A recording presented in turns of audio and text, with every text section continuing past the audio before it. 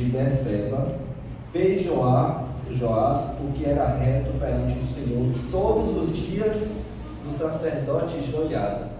Se parássemos aqui, a gente ia dizer o quê? Joás foi um bom rei, não é? Ele foi reto perante o Senhor. Se parássemos aqui nesse verso, só que tem um detalhe. O português é maravilhoso, porque ele dá justamente, se você interpretar o detalhe, ele te dá justamente o que aconteceu. E a Bíblia ela é verídica, ela não tem interpretação de outra pessoa, minha, sua. Ela interpreta a si mesma. Quer ver como ela interpreta a si mesma? Olha o que diz aí no finalzinho do versículo 2. 2 Crônicas, capítulo 24, versículo 2. Olha o que diz no finalzinho do versículo 2. Fez Joás o que era reto perante o Senhor todos os dias do... Então, vamos lá. Ele fez até o sacerdote Joiada morrer. Então, o que ele fez depois disso? Ele só fez o que era reto perante o Senhor quando o sacerdote estava vivo. Se ele morreu na mesma época que o sacerdote, tudo bem, ele terminou sua vida fazendo o que era reto ao Senhor. Agora, se ele morreu depois, significa que ele não foi reto sua vida toda. E aí a gente vai entender agora. Olha ali o versículo 17 de 2 Crônicas. Olha o que diz. Depois da morte de Joiada, vieram os príncipes de Judá e se prostraram perante o rei, e o rei os ouviu. Deixaram a casa do Senhor, Deus dos seus pais, e serviram aos fortes ídolos e aos ídolos, e por esta culpa veio grande ira sobre Judá e Jerusalém. Porém o Senhor lhes enviou profetas para reconduzir a si. Estes profetas testemunharam contra eles, mas eles não deram ouvidos. O Espírito de Deus se apoderou de Zacarias, filho do sacerdote Joiada, o qual se pôs em pé diante do povo e lhes disse: assim diz Deus, por que transgredis aos mandamentos do Senhor, de modo que não prosperais? Porque deixaste o Senhor, também ele vos deixará. Olha o que aconteceu. Joás, ele começou o seu reinado bem. Ele começou destruindo os fortes ídolos. Ele mandou matar todos os profetas de Baal. Inclusive tinha a filha, a neta de Jezabel, Atalaia, que era casada, que se casou, que o rei de Israel se casou erradamente, o rei de Judá se casou erradamente com ela, que ela adorava os ídolos. E aí ela queria, quando ela soube que Joás, que era novinho, tinha 7 anos de idade, ela queria matar ele. Só que aí o povo já estava conclamando, já estava dizendo viva o rei, e aí ele foi lá e mandou também matar ela, porque ela queria matar ele. O que acontece? Joás começou o reinado bem, começou servindo ao Senhor. Só que depois, de um exato momento, assim que o sacerdote que aconselhava ele, Joiada, morreu, chegaram os príncipes que estavam ali servindo na casa de Deus e começaram a fazer portinho. E aí o rei foi lá e simplesmente deu ouvido a eles. E o rei se endureceu o coração. Agora, me diga uma coisa, como é fácil o ser humano se desviar do Senhor? Como é fácil? Basta você estar aqui na igreja, basta um segundo, você dá a sua mente a Satanás, ele vai bagunçar. Um segundo, não basta mais do que isso não, um segundo.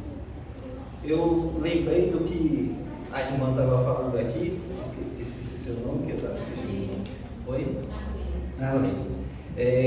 Que a irmã estava falando que a pessoa quando sai e volta, ela sai e volta, daí Ellen White vai lá e fala um detalhe, eu não sei como sabe, mas Ellen White fala o seguinte, que toda vez que eu me batizo e depois eu saio com 7 irmãos.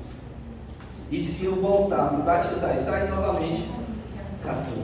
E sempre aumentando o 7. Por que isso? Porque simplesmente se um não deu conta, ele vai colocar mais ali para poder a pessoa ficar de vez fora dos caminhos do Senhor. E aí é por isso que cada vez mais a pessoa vai tapando os ouvidos por esse Espírito Santo. E quando a gente deixa de ouvir o Espírito Santo, a gente está pegando contra ele. Assim aconteceu com Joás. Enquanto estava com o sacerdote ali, ele estava servindo ao Senhor. Depois que o sacerdote morreu, ele começou a ouvir ali os príncipes e começou a fazer o que era errado perante o Senhor. E aí o filho do sacerdote se levantou. E ele não teve medo do rei, porque ele achou, sinceramente ele achou que o rei, ele ia lá, ia dar ouvido para ele. E ele condenou todos os atos do rei. Só que olha o que o rei fez. Olha como o rei, quando muitas vezes estamos obstinados a pecar, quando deixamos de ouvir a voz do Espírito Santo, nos tornamos muito piores do que aquelas pessoas que não tiveram conhecimento. Um cristão obstinado a pecar, que ouviu e soube da verdade e recusa a verdade, pode ser usado mais por Satanás do que alguém que está fora, que nunca ouviu. Olha o que Joás fez. Acompanhe comigo ali o versículo 21. Conspiraram contra ele. Quem? Conspiraram contra Zacarias, o filho do sacerdote Joiada. E o apedrejaram por mandato de quem? Do rei. No pátio, aonde que foi apedrejado? Cara, olha como é que uma coisa dessa aconteceu. O filho do sacerdote, por estar condenando o rei, as práticas ruins, ele foi apedrejado, morto. É como se tivesse sido morto na igreja. Ele foi morto dentro da igreja. Vocês já começaram a pensar o tamanho do pecado desse homem? É porque ele conhecia a palavra de Deus. E foi o rei que mandou fazer isso, na casa de Deus. Então, cuidado, meus irmãos. Vocês estão na igreja, nós estamos na igreja, estamos buscando ao Senhor, mas se não vigiarmos cada dia, Satanás pode fazermos com que a gente fique pior, muito pior, do que aqueles que não conhecem a verdade. Então tenham cuidado, porque basta um segundo para Satanás usar você. E continuando, o versículo 22 diz: assim o rei Joás não se lembrou da beneficência que Joiada, pai de Zacarias, lhe fizera, porém matou-lhe o filho. Este, ao expirar, ou seja, ao morrer, disse: o Senhor o verá e retribuirá.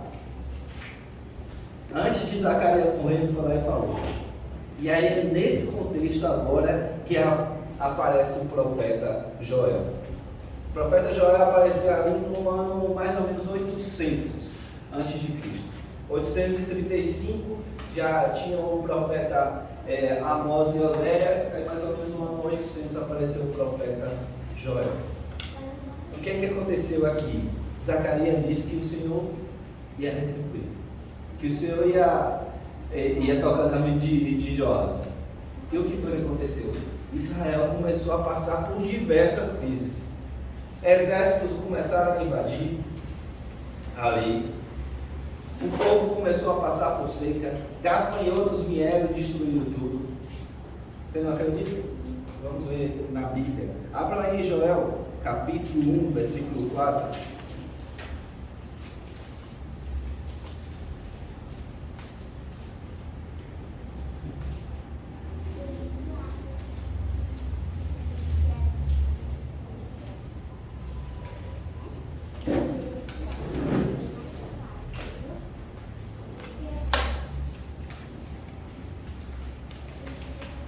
Amém? Vou tentar ver se minha voz consegue chegar até lá. Eu vou ficar sem uma conclusão.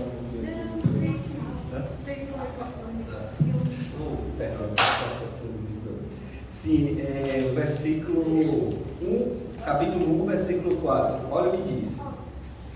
O que deixou o gafanhoto cordador, comeu o gafanhoto migrador. O que deixou o migrador, comeu o gafanhoto devorador. O que deixou o devorador, comeu a gafanhoto destruidor. Por que está dizendo isso daí? É que um gafanhoto veio, o restante que ele deixou, o outro foi lá e comeu. Essa ênfase aí que o profeta está dando é para dizer que os gafanhotos destruíram tudo. É que vinha um, comia o restante que sobrava, o outro ia lá e devorava. E não foi só isso que aconteceu com o povo naquele tempo. Olha o que aconteceu também, ali em Joel, versículo 12. A vide se secou, a figueira se murchou, a romeira também, e a palmeira e a macieira, todas as árvores do campo se secaram, e já não há alegria entre os filhos dos homens. O versículo 20, pulando para o versículo 20, olha o que diz: também todos os animais do campo bramam suspirantes por ti, porque os rios se secaram, e o fogo devorou os pastos do deserto. Tinha acontecido tudo isso.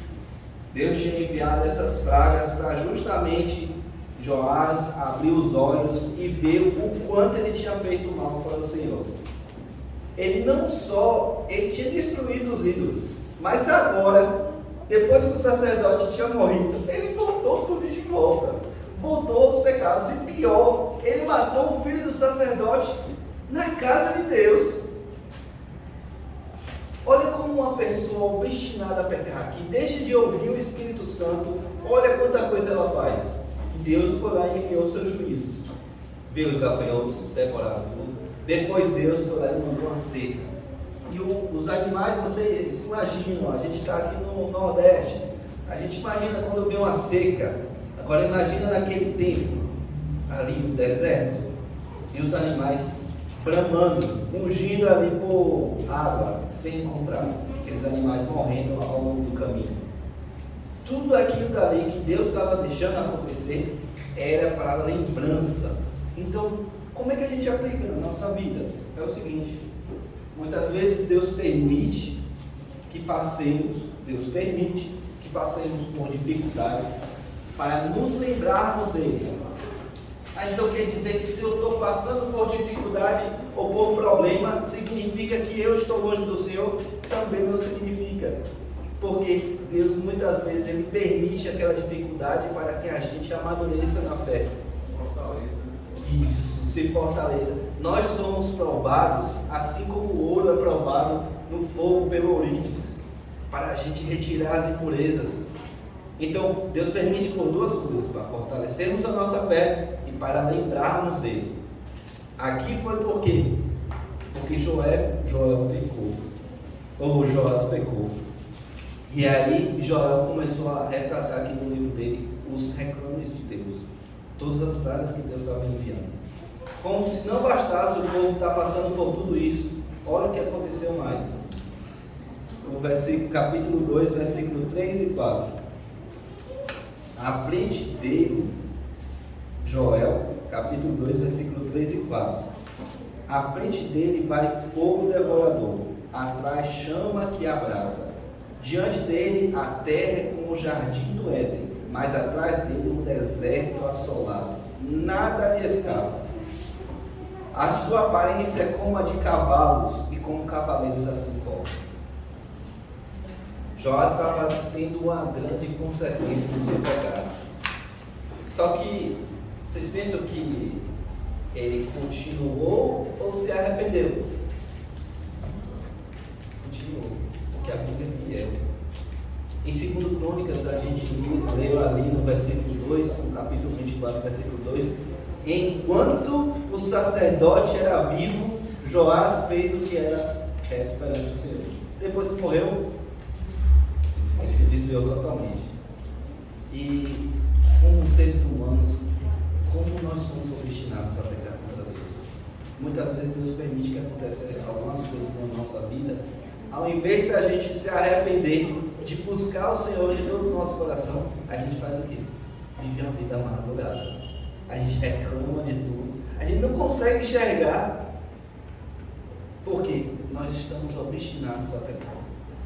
Sabe quando Cristo veio aqui e os discípulos perguntaram a ele: por que, Senhor, prega por parábolas?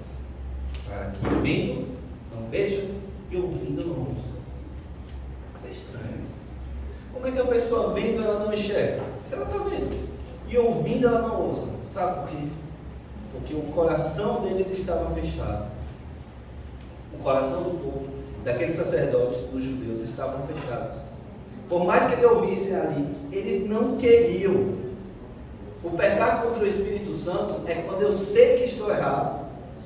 Eu ouço muitas vezes aquilo dali, mas eu ousadamente vou contra o que o Espírito Santo está me falando.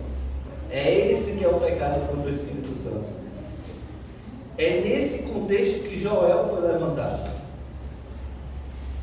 Só que o povo, ele precisava, e engraçado que Israel, ele ia caminhando nos caminhos de Deus, e aí de repente ele começava a se aliar com outros povos e a pegar as práticas dos seus ensinos. O que era para ser uma luz, ele se tornava pior do que as trevas vizinhas, porque eles faziam coisas piores. Quando Israel ele se aliava com o povo e começava a praticar as mesmas coisas, eles iam mais além. Mas além não só pelas práticas, mas porque eles tinham um conhecimento. E digam, meus irmãos, quantas vezes na nossa vida a gente tem um conhecimento do certo e do errado, a gente sabe exatamente o que fazer, e a gente opta pela decisão errada. A gente opta pelo fazer o que é errado porque é mais conveniente. Eu estou no meio de um pessoal que todo mundo faz o errado. Eu seria o do contra. Ou talvez, meu Deus, eu tive tanta dificuldade na vida. Essa é a minha oportunidade. Se eu não cometer isso, não vai dar certo. E aí você vai lá e faz o que é errado, para ter uma vantagem econômica, para você ter um pouco de vantagem na frente dos outros. Você acha que você vai parar por ali? Aquelas pessoas que muitas vezes sonegam imposto. Você acha que ela vai continuar ali ou vai parar? Não, é só dessa vez que eu estou passando por essa crise aqui e eu não vou devolver. Não vai ser só dessa vez. Ela vai continuar ali. Vai continuar ali. Sabe por quê? Satanás ele não vai deixar. E tudo que ele quer é um cristão obstinado a pecar. Cristão não, porque a partir do momento que ele está obstinado a pecar, ele já deixa de ser seguidor de Cristo. E cristão é seguidor de Cristo. Mas Satanás, ele te vê como a cereja do bolo. Por que Satanás te vê como a cereja do bolo? Porque você tem um conhecimento, meu irmão. Porque você sabe do que é certo e que é errado. Porque você, se está aqui, ouviu a palavra de Deus e veio para a casa do Senhor. Ou aqueles que estão nos ouvindo, ligou aí o celular, a televisão e está ouvindo a palavra de Deus. Satanás não gosta deles. É esse que ele emprega mais tempo.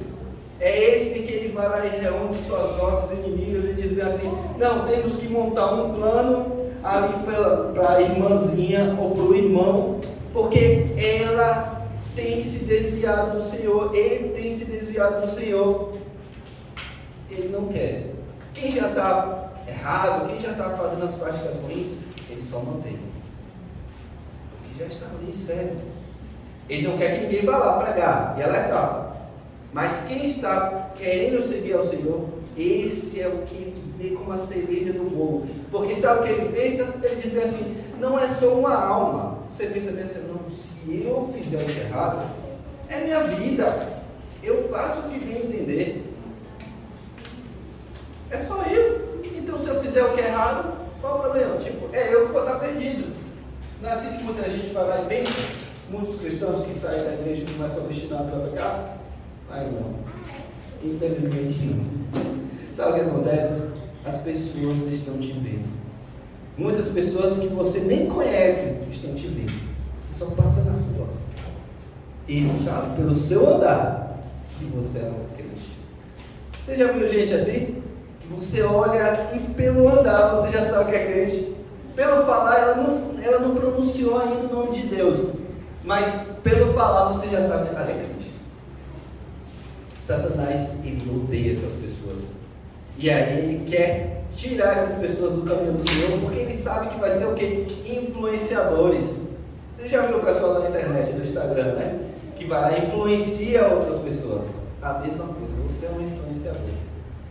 Então, seja qual for a decisão que você tomar, ou certa ou errada, você vai estar influenciando pessoas, ou para a perdição, ou para a salvação. E o povo naquele momento, depois que o rei tinha sido tão obstinado a pecar, o povo precisava de um reavivamento espiritual. O povo estava sofrendo as consequências. Será que nos nossos dias, com essa pandemia, com todas as guerras, rumores de guerra, a Rússia aí dizendo que queria atacar a Ucrânia e tantas outras coisas acontecendo no mundo, será que não estamos vivendo um tempo parecido? Onde muitas vezes estamos obstinados a pecar contra Deus? Será que hoje, como nos dias de Joel, a gente não precisa de um reavivamento espiritual? E o que é um reavivamento espiritual? Reavivar, voltar a viver. Uma pessoa que, por um momento, ela esteve perto de Deus e buscou o Senhor, mas que, devido às aflições da vida, ela desencantou. E ela precisa voltar àquela fé. Precisa voltar àquele amor para a palavra de Deus. Eu te digo, irmãos, que daquele mesmo dia que Deus voltar, muitas pessoas estarão na igreja, muitos estarão louvando, muitos estarão orando, mas serão como sepulcros caiados. O coração está longe, todo mundo olha a aparência, mas Deus vê o coração. Olha o que acontece aqui. Para que a gente consiga um reavivamento espiritual, Deus tem que transformar a nossa vida. Muitas pessoas confundem um reavivamento espiritual com aquela euforia. Eu preciso estar gritando, eu preciso estar eufórico, eu preciso estar dando várias gargalhadas ali, eu estou tendo um reavivamento espiritual. Só que na verdade Joel conta de uma forma diferente. Joel não fala que é nada disso, não. Olha o que Joel fala, como é o reavivamento espiritual. Versículo 12, capítulo 2, versículo 12 e 13. Ainda assim, agora mesmo diz ao Senhor: convertei-vos a mim todos os de vosso coração, e isso com Jesus, com choro e com pranto.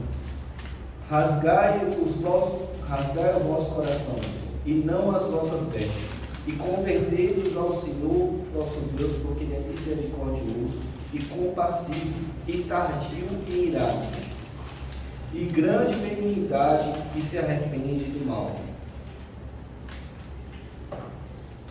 Para que a gente tenha um reavivamento espiritual, a gente precisa converter ao Senhor. Foi isso que Joel falou? O que é uma conversão? Você está dirigindo e aí tem lá, conversão à direita. É a mesma coisa do que vir à direita? Conversão aqui. Volta pela direita ali, está conversando à direita. Então, Joel estava dizendo que o povo precisava de uma conversão. Então, primeira coisa para o arrependimento, para o reavivamento espiritual, é uma conversão ao Senhor. Volta para o Senhor. Então, precisamos voltar para Deus. A segunda coisa, a gente precisa rasgar o nosso coração. Como assim rasgar o nosso coração? Ele diz aqui, não de vestes, mas de coração. Como é isso, rasgar o coração? Sabe o que é rasgar o coração? É você falar com Deus com sinceridade. É você pedir a Deus de forma que você tire as suas vestes. Rasgar o coração não é com risadas. Você rasga o coração com risada? Acho que alguém vai lá e quando está rasgando o coração, está falando, que feliz, está rasgando o coração, feliz. Não. As pessoas estão com tristeza. Mas por que tristeza? Porque você reconhece que é pecador. Eu e você somos pecadores.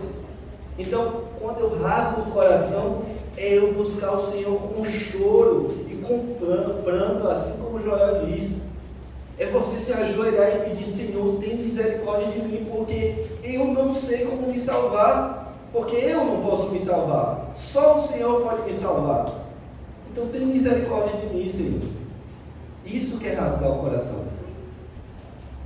E outra coisa, com sinceridade, porque Deus é misericordioso. E muitas vezes a gente chega e faz aquela oração bonita, a gente fala bonito perante o Senhor e diz: Senhor, estou com um momento difícil, tenho feito alguns erros, perdoa os meus pecados. Quais pecados? Perdoa todos os meus pecados. Que pecados? Você sabe quais são os seus pecados. Por que você está generalizando ali perante Deus? Você acha que Deus não sabe? Quando você for falar com Deus e rasgar o seu coração ao Senhor, você tem que chamar pelo nome daquele pecado. Como a irmã disse ali: eu tenho visto pornografia, eu tenho adulterado, eu tenho colocado o dinheiro e os prazeres acima do Senhor, eu tenho profanado o sábado. Fale pelo nome, tenha coragem de assumir seu erro. A diferença de um homem e uma mulher de verdade é que o homem e a mulher de verdade, ele tem coragem. E não precisa ser coragem para poder sair espalhando para todo mundo o seu pecado, não. É perante Deus, porque Deus sabe o que está ali. Quando você generaliza e diz: perdoai todos os meus pecados, ali você e Deus, você está o mesmo que tentando se omitir. Você fingindo para Deus que não sabe todos os pecados que você teve. Mas você sabe. Você sabe que de manhã, quando você levantou, que você viu um carro bonito, que você foi lá e cobiçou. Aquela pessoa tem aquele carro, que se fosse meu. Você sabe que muitas vezes passou um homem ou uma mulher bonita e você: se eu tivesse junto com aquela pessoa. Entende? Então você sabe o pecado. Você sabe o pecado que você cometeu. Eu sei o pecado que eu cometi. Eu sei. E por que Deus não sabe? Se você quer realmente perdão dos seus pecados, se você quer realmente um reavivamento espiritual, você tem que chamar pelo nome. Você tem que orar, você e Deus, e rasgar o seu coração. Com o quê? Com pranto e choro. Eu não vou estar dando risada: Senhor, eu pequei, me perdoe porque eu pequei. Eu pequei porque eu profanei o sábado. Você vai estar assim feliz? Você não vai estar feliz, porque você sabe que o pecado, o salário do pecado é o quê? A morte. Alguém quer morrer? Você busca a Deus porque você sente a necessidade dele e deseja, almeja a vida eterna. Porque você sabe que mesmo que morrer, aqueles fiéis em Cristo ressuscitarão. Não é isso? Mas muitas vezes a gente acontece igual aos judeus. E aí eu lembro do capítulo 4 do Desejado de Todas as Nações, que fala sobre a visita dos reis magos. Como assim os reis magos aqui apenas? É o seguinte: quando os reis magos vieram, eles perguntaram aos judeus. Foram lá que a estrela, que eram os anjos de Deus, estavam iluminando o templo do Senhor. E aí eles foram na casa de Deus saber, né, que eles tinham estudado as profecias, aqueles reis, aqueles pagãos, eles estavam estudando as profecias. E tinha visto lá em Números que Balaão tinha falado da estrela que viria e que ele regerá Israel. Quando eles chegam lá, imagina os irmãos chegando, e aí eles perguntam aos judeus: sabe o que os judeus fizeram? Descaso. Eles se encheram de soberba, falando como eles eram melhores do que os povos pagãos. Falando ali porque aquele rei viria para poder destruir todos os povos, menos eles. Eles bateram no peito.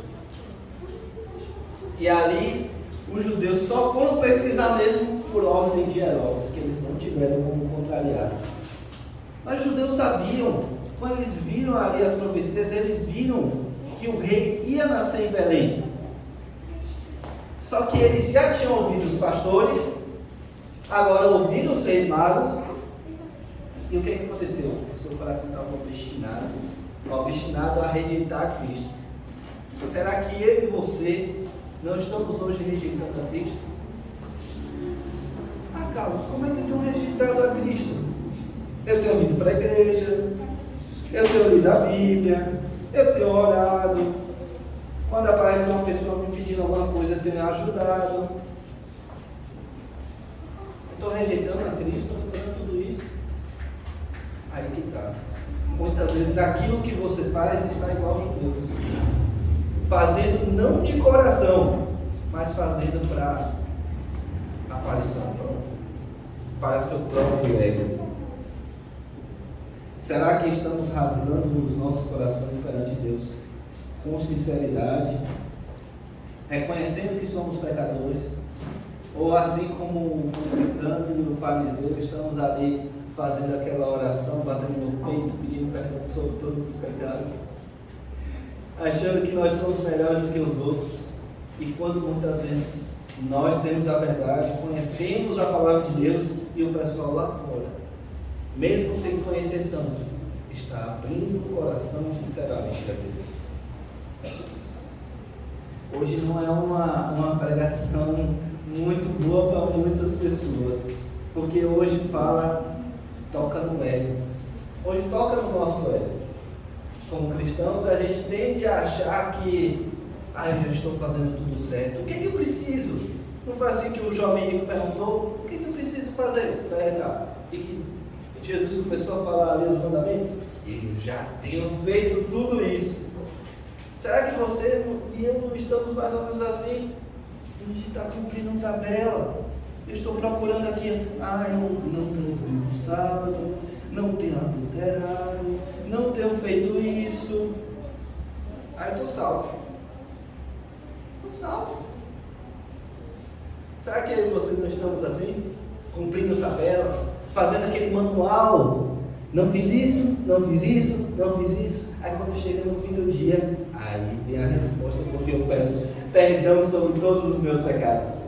Porque para mim, eu me peguei, eu fiz tudo o que o Senhor queria, ali, pela tabela.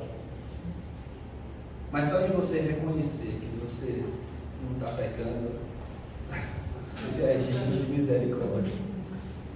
Sabe qual é a diferença entre Davi e outros reis que viveram aparentemente de aparência, como aqui Joás, começou tudo certinho, depois terminou ali?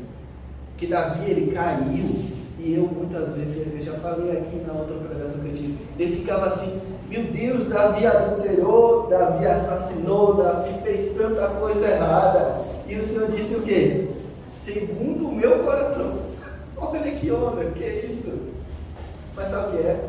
É que Davi, ele se rasgava, ele rasgava o coração, ele rasgava de um jeito em que ele abominava o pecado, ele falava o pecado pelo nome.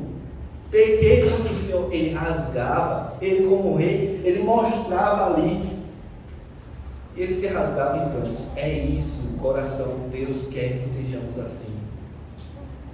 A diferença entre um e o outro, um perdido e um que estará salvo, será que um muitas vezes se intitulou como já estamos salvos, e o outro, mesmo caindo, ele se ajoelhava, rasgava a alma perante o Senhor, buscava o Senhor com tanta sinceridade que o Senhor levantava todas as vezes que aquele ser humano caía. E aí no fim do dia ele vai estar em pé, porque ele sabia que ele era fraco, e ele pedia auxílio a Deus, e Deus foi lá e deu forças. Ei, vocês somos fracos. Hoje a gente precisa de um reavivamento espiritual nas nossas vidas, hoje mais do que nunca, porque Deus, ele está voltando, Jesus, ele está voltando. E será que seremos aquelas noivas, aquelas 10 virgens que estaremos lá, todas tinham azeite? Vocês viram que todas tinham azeite? Todas tinham azeite, só que apenas 5 ficaram tinham como azeite do sol. As outras estavam dormindo. Por quê? Porque estavam dormindo. Porque estamos muitas vezes mornos espiritualmente. A gente quer cumprir tabela, não é cumprir tabela. É você rasgar a alma perante Deus e dizer: Senhor, eu não sou nada, eu não sou ninguém, eu erro todo dia, eu fiz isso, isso e isso. Eu não consigo se o Senhor não estiver na minha frente. Se o Senhor não me dá forças, eu não vou conseguir. Não é fácil conquistar as coisas dessa vida. Uma profissão, um emprego bem-sucedido, uma empresa bem-sucedida, um casamento bem-sucedido. Se você não depender de Deus, você não vai vencer. Desculpa, irmãos, desculpa. Eu sei que só você está aqui novo, está falando umas coisas dessas. Desculpa, mas se você não depender de Deus, você não vai vencer. Você vai perder. Aqueles que vencem são aqueles que são mais humildes. Sabe o que Deus diz que assim, os humilhados serão exaltados? Sabe o que ele está querendo dizer? Que primeiro eu e você tem que se humilhar perante o Senhor, rasgar a alma de coração, buscar Ele com choro e pranto. Sabe o que acontecia com Israel? Eles primeiro, quando tinham pecado, eles rasgavam a alma, choravam, ficavam em prantos, e depois eles sabem o que eles faziam? E cantavam cores de alegria, porque eles reconheciam que Deus havia perdoado. Hoje eu e você, a gente precisa ir em casa, rasgar nossa alma, chorar, contar a Deus tudo o que está acontecendo, e depois você vai ver o que Deus vai acontecer. Mas eu não vou terminar essa pregação só falando disso daqui, das consequências. Deus tem prometido bênçãos para você. Quando a gente rasga a alma perante o Senhor, Ele não vai simplesmente, a gente vai passar por aflição, mas Ele não vai deixar as coisas do jeito que estão. Ele vai mostrar a sua mão poderosa. Eu lembro aqui de Malaquias capítulo 3, versículo 10. Eu acho que todo mundo aqui tem quase como decorado. Provai e vede se eu não vos abrirei as comportas do céu. Se você olhar a Bíblia, Deus ele ia lá e pedia ao povo. Ele queria um coração sincero. O povo rasgava a alma, abandonava os pecados. Mas depois que o povo fazia isso, o que é que Deus fazia? Deus ia lá e mostrava a sua mão poderosa. Deus ia lá e abençoava. E abençoava ele de tal forma que no tempo de pecado que eles achavam que estava bem, sabe? Porque estavam pecando ali, nem se comparavam com as bênçãos que Deus tinha prometido. Então, meu irmão, muitas vezes a gente tem impedido das bênçãos do céu cair, porque estamos obstinados a viver uma vida de movidão espiritual, sem desejar o reavivamento espiritual. E Deus permite que as dificuldades venham para você acordar. Então acorde hoje, bora levantar e buscar o Senhor, porque Ele tem prometido para cada um de vocês uma bênção especial para esses últimos dias. Talvez você não vá ganhar mundos de riqueza, mas você vai ter uma paz de espírito tão grande. Enquanto o mundo está aí, sofrendo as aflições, com medo da próxima crise, você vai estar em paz e confiante, porque Deus é o seu auxílio. Você agora não confia na sua força, você confia na força de Deus. Você agora não depende de você mesmo para não pecar, você agora depende de Deus. Você sabe que mesmo que cair, Ele vai te levantar. Então, que a gente busque ao Senhor enquanto é tempo, antes que a porta da graça se feche e a gente seja contado com os perdidos.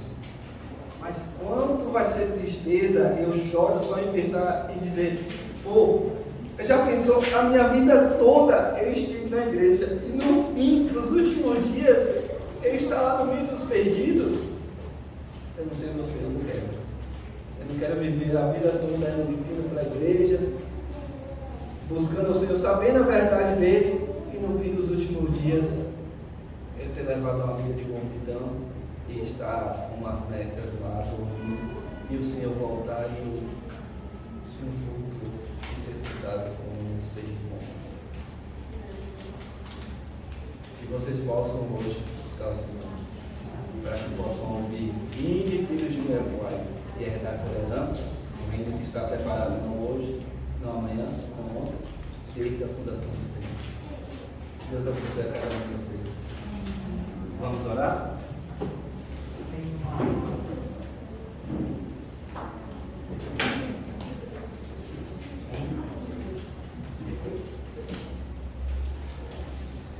Senhor Deus, Criador do céu, da terra e do universo, gratidão mais uma vez, porque o Senhor nos dá diariamente a oportunidade de te servir e te buscar com um coração sincero, um coração arrependido.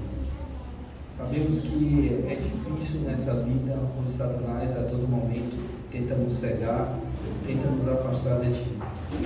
Que o Senhor nos dê forças para nos arrependermos e rasgarmos a alma perante o Senhor. Que a gente entenda que precisa de um reavivamento espiritual, não amanhã, não daqui a pouco, mas agora, neste exato momento. Porque precisamos estar preparados para o Teu grande dia, Senhor. Precisamos que o Senhor nos dê força. Nós somos seres humanos pecadores, indignos de estar lendo a Tua palavra, de receber essa missão de pregar o Teu Evangelho. Nós somos indignos da salvação, não merecemos, mas é a graça que veio de graça por meio do Teu Filho amado Jesus. Então te pedimos, Senhor, tem misericórdia de nós pecadores. Nos ajuda a irmos nos nossos lares com o pensamento de que precisamos estarmos mais perto do Senhor. Por favor, meu Deus. Em nome de Jesus, amém. Amém.